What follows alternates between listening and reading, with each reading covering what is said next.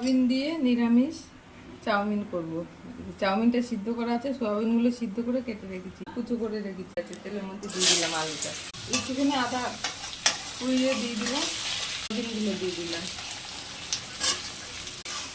লঙ্কা কেটে রেখেছিলাম দিয়ে দিলাম, দিলাম হলুদ দিলাম অল্প, চিনি দিলাম অল্প একটু, চাউমিনগুলো দিয়ে দিলাম, মশলাটা দিয়ে দিলাম,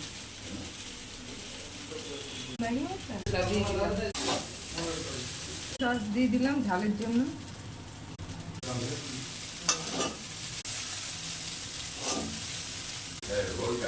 হয়ে গেছে নিরামিষ সয়াবিন দিয়ে চাউমিন।